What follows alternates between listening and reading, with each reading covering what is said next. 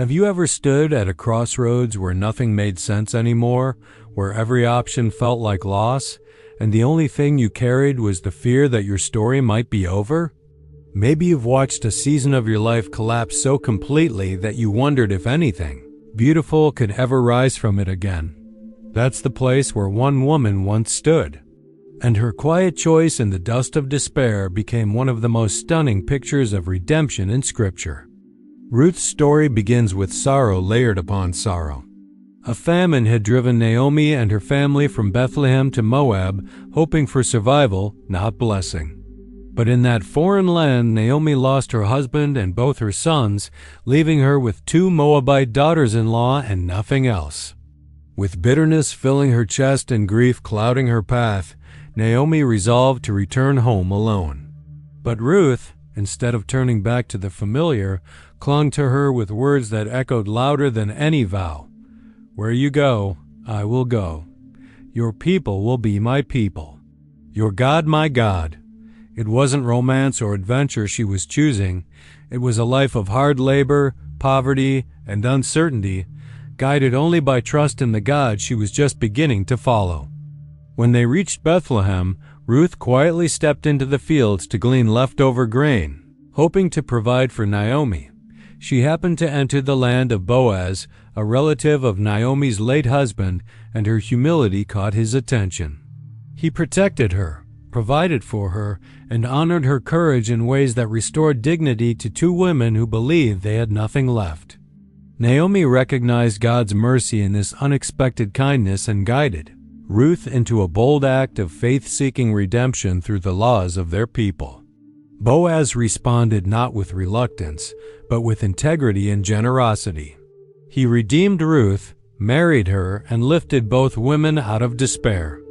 Their union brought forth a son named Obed, who became the grandfather of King David, weaving Ruth the Moabite into the very lineage of the Messiah.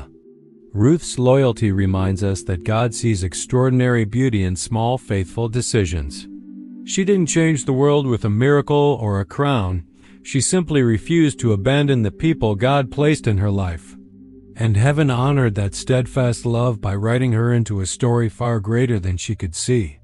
Ruth teaches us that devotion, quiet, humble, sacrificial devotion can shift entire generations, even if at the time it feels like simply doing what love requires. Her journey also reveals how God's presence works in ordinary fields and weary hearts. Ruth wasn't led by visions or thunder.